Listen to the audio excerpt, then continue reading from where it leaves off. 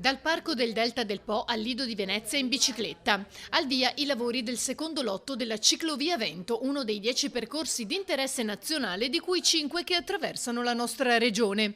Il progetto ha come obiettivo il collegamento tra Venezia e Torino, attraversando lungo il Po Piemonte, Lombardia, Emilia-Romagna e Veneto, 12 province, 120 comuni. Nel giro di pochi anni vedremo completamente realizzati i 100 km dell'Avento che interessano il Veneto. È una delle ciclovie nazionali, parliamo di 700 km da Venezia a Torino, parliamo di 4 regioni, 12 province e 120 comuni. Credo che il cicloturismo stia avendo un'esplosione importante, i cittadini lo richiedono con forza e la Regione Veneto, insieme a Veneto Strade e insieme al territorio, sta facendo la propria parte. L'opera, che dovrebbe essere pronta in circa 2 anni, ha visto un investimento di poco più di 7 milioni di euro. Presenti alla cerimonia, oltre ai sindaci dei comuni interessati, anche il consigliere comunale e regionale Montanariello, che ha evidenziato l'importanza dell'opera, e la consigliera regionale Baldin. Si tratta di una delle 7 piste ciclabili di rilevanza nazionale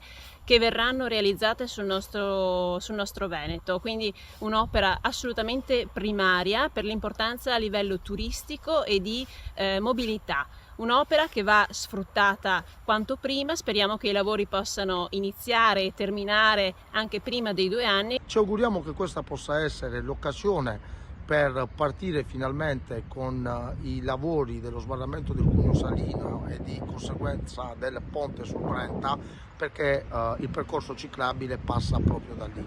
Quindi cogliamo questa come un'occasione importante, ma la cogliamo anche come un'occasione per ribadire come il ponte sul Brenta, con il suo sbarramento per il Cuneo Salino, mai come adesso devono vedere un'accelerata, anche magari agevolati da questa filiera di governo che tanto ci hanno decantato in campagna elettorale, che ci auguriamo porti i suoi primi frutti, visto che finora non ne abbiamo visti altri.